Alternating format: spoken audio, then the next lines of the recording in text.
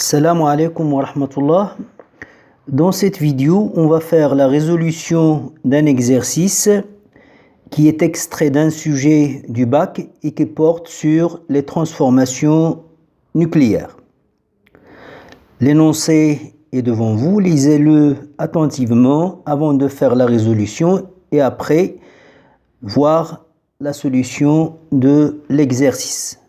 Vous trouverez le lien de la version PDF de l'énoncé dans la boîte de description ci-dessous.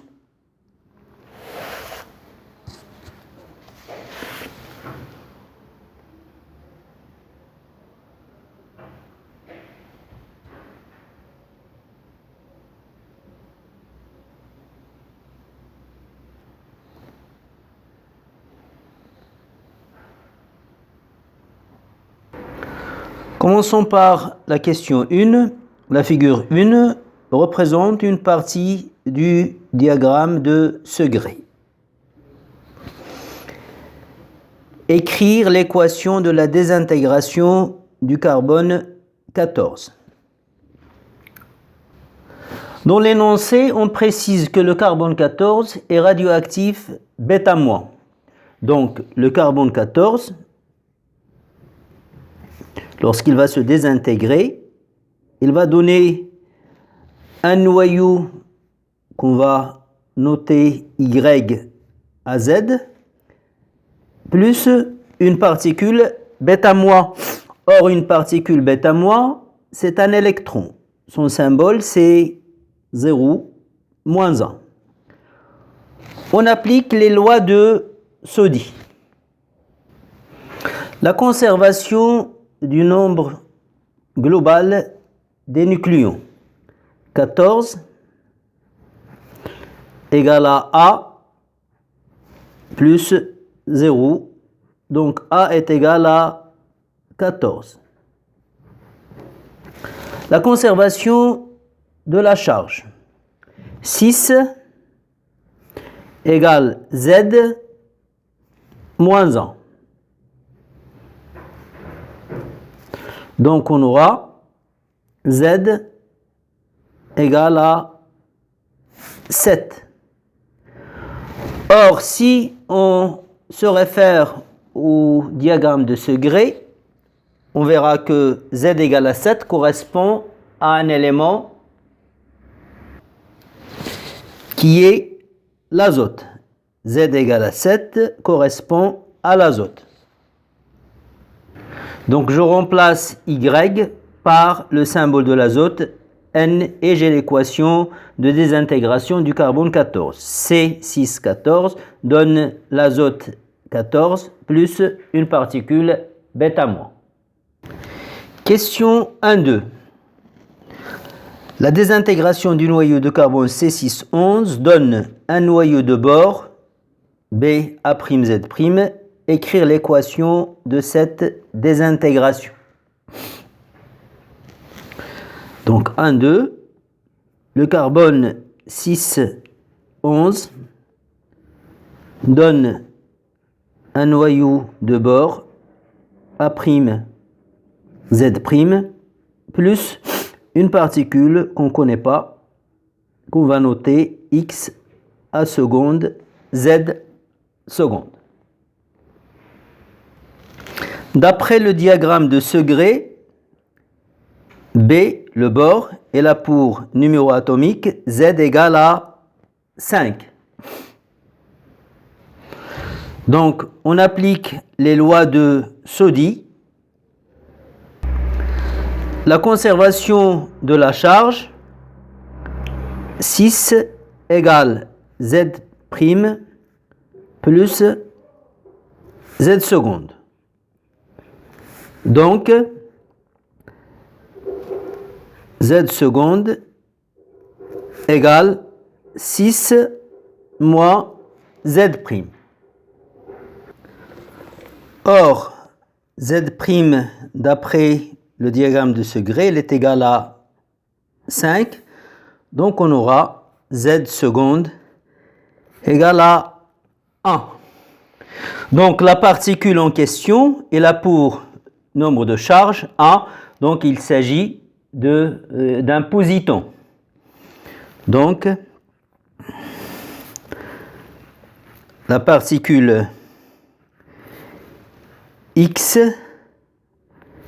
est un positon. Donc on aura C 11,6 donne le noyau de bord, là c'est 5, là c'est A', plus la particule bêta plus à 0. On applique la loi de la conservation des nombres de nucléons, du nombre global des nucléons, donc on aura 11 égale à A' plus 0. Donc A' est égal à 11. Donc finalement, on aura le carbone 11 se désintègre pour donner le bord 11,5 plus un positon. 2. En utilisant le diagramme d'énergie représenté dans la figure 2, 2.1, calculer l'énergie de liaison par nucléon du noyau de carbone 14. On sait que l'énergie de liaison par nucléon d'un noyau, ici c'est le carbone 14, elle est égale à quoi? Elle est égale à l'énergie de liaison du carbone 14 divisé par le nombre de nucléons qui est égal à 14.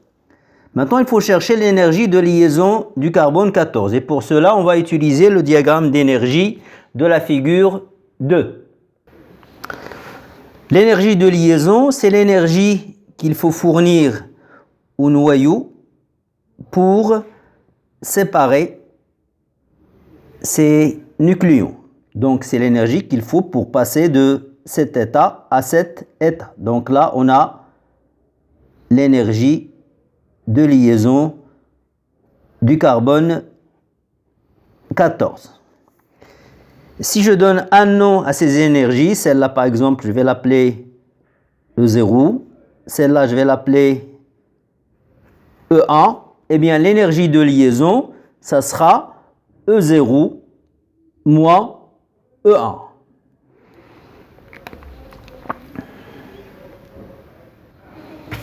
Donc on aura l'énergie de liaison par nucléon, c'est E0 moins E1 divisé par 14. C'est l'énergie de liaison du noyau du carbone 14 par nucléon. Énergie de liaison par nucléon. Donc dans le diagramme, on a la valeur de E0, on a la valeur de E1. E0 c'est 13 146,2 MeV et E1 c'est 13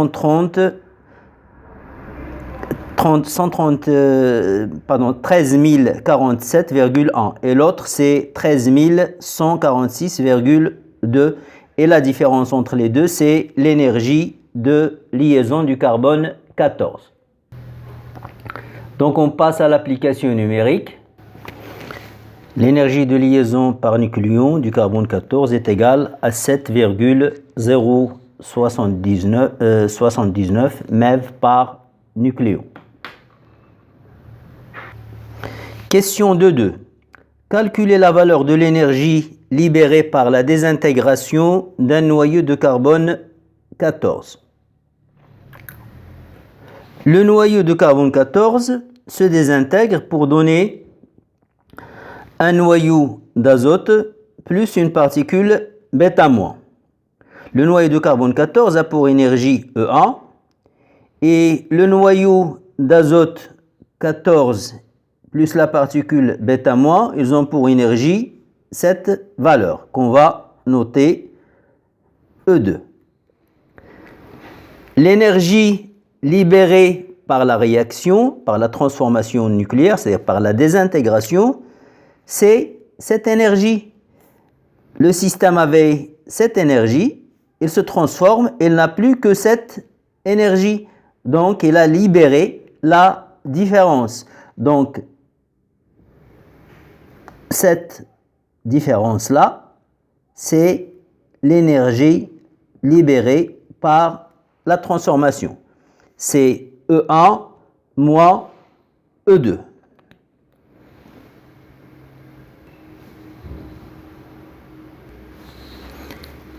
Et on passe à l'application numérique.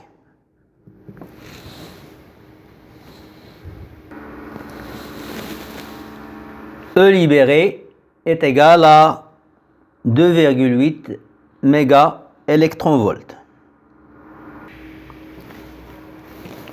Question 3.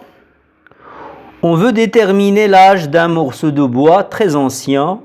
Pour cela, on y prélève à un instant T un échantillon de masse M égale à 0,295 grammes. On trouve que cet échantillon donne 1,40 désintégrations par minute. Ça veut dire que l'activité de l'échantillon, c'est 1,40 désintégrations par minute. On considère que ces désintégrations proviennent uniquement du carbone 14 qui se trouve dans l'échantillon étudié. On prélève d'un arbre vivant un morceau de même masse que l'échantillon précédent, M égale à 0,295 grammes. On trouve que le pourcentage massique du carbone dans ce morceau est 51,2%. 3A. Calculer le nombre de noyaux de carbone C et le nombre de noyaux de carbone 14 dans le morceau qui a été prélevé de l'arbre vivant. On sait que le nombre de particules, le nombre d'atomes de carbone, d'après ce qu'on a vu au tronc commun, le nombre de particules, le nombre de noyaux de carbone, elle est égale à la quantité de matière de carbone fois la constante d'Avogadro. Or, cette quantité, la quantité de matière, elle est égale à quoi? Elle est égale à la masse sur la masse molaire. Donc, ça donnera MC, la masse du carbone qui se trouve dans l'échantillon, divisé par la masse molaire du carbone, le tout fois la constante d'Avogadro. Donc, j'en déduis que le nombre d'atomes de carbone, ou encore le nombre de noyaux de carbone, c'est MC. Or, l'échantillon, il n'est pas entièrement constitué de carbone. On a vu que le pourcentage massique du carbone dans le morceau, c'est 51,2%. Donc, la masse du carbone, c'est la masse de l'échantillon, qu'on va noter M, fois le pourcentage massique du carbone dans l'échantillon, divisé par la masse molaire du carbone fois la constante d'Avogadro. M, c'est connu, le pourcentage, c'est 51,2%, la masse molaire du carbone, c'est 12, et la constante d'Avogadro, c'est 6,02 10 à la puissance 23. Donc, on passe à l'application numérique.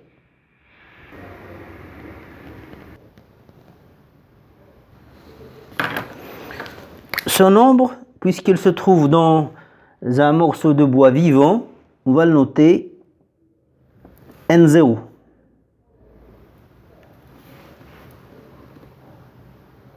C'est le nombre d'atomes de carbone qui se trouvent dans le morceau de bois qui est prélevé d'un arbre vivant.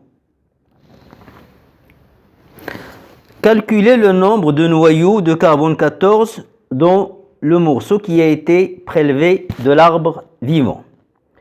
On vient de calculer le nombre d'atomes de carbone et on veut le nombre d'atomes de carbone ou encore le nombre de noyaux de carbone 14. Or, dans l'énoncé, on a une information.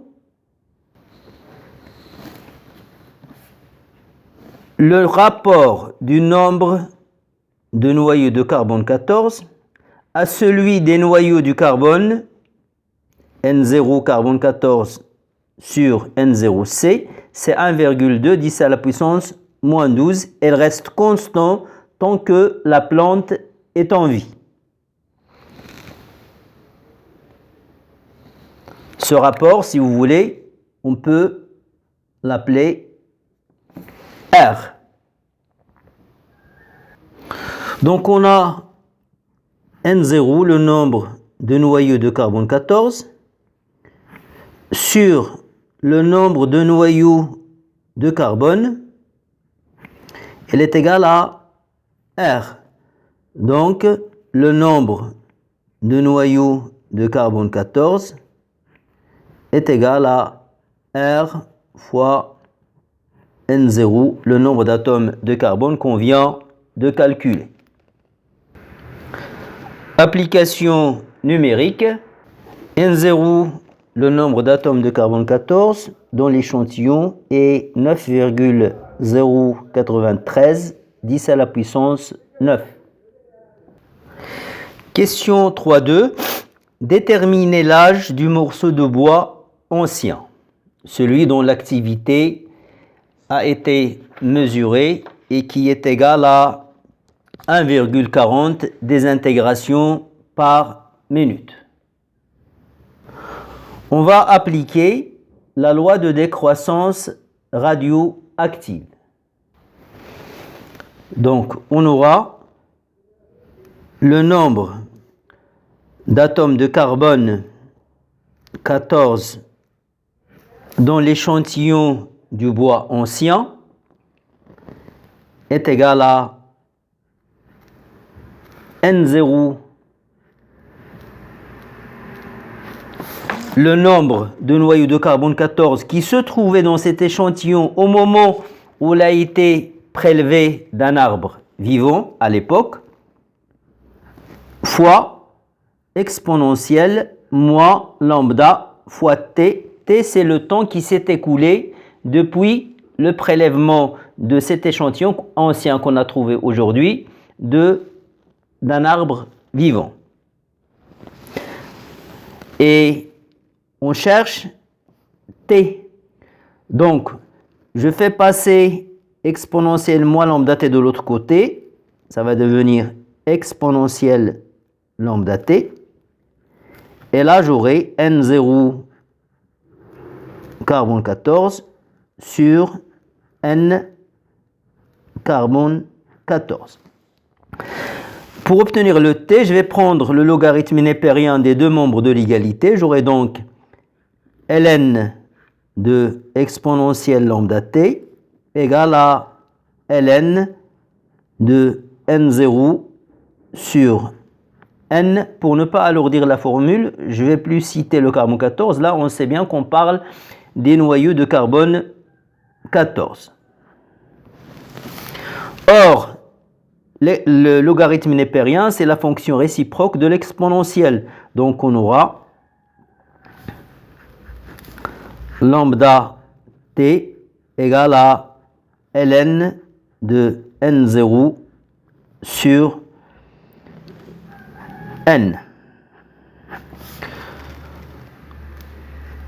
Or, on sait que lambda, c'est quoi? C'est ln de 2 sur la demi-vie du carbone 14 fois t égale ln de n0 sur n. Donc, on aura t égale t 1 demi divisé par ln de 2 fois ln de n0 sur n.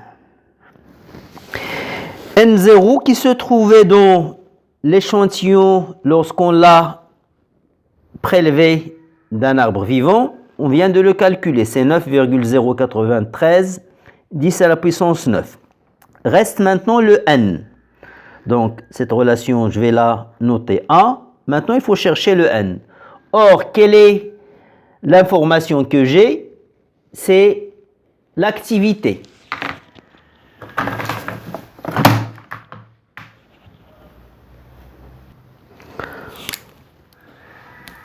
Donc, on trouve que cet échantillon donne 1,40 désintégrations par minute. C'est l'activité de l'échantillon qui a été trouvée. Or, on sait que l'activité est proportionnelle au nombre de noyaux de carbone 14. On a l'activité A à la date T, elle est égale à lambda fois N. Donc, N est égal à A sur lambda. Donc, on aura N égale à A fois T1 demi divisé par ln de 2, relation 2. Cette expression, je vais la remplacer ici dans l'expression de T. J'aurai donc on a remplacé N par A fois T1 demi sur ln de 2. T1 demi, elle est connue. N0, on vient de le calculer. A, c'est donné, mais attention, il est donné en nombre de désintégrations par minute. Donc, dans l'application numérique, pour que la minute s'élimine ou se simplifie avec la minute, le A, on l'exprime en nombre de désintégrations par minute, mais T1 demi aussi, il faut le convertir en minutes. Donc, dans l'application numérique, A, c'est 1,4 désintégrations par minute et T1 demi, c'est 5730 ans fois 365 jours fois 24 heures fois 60 minutes. Donc, T égale à 3323 ans. C'est l'âge du morceau de bois qui a été trouvé. Merci pour votre attention et à bientôt dans une prochaine vidéo, Inch'Allah.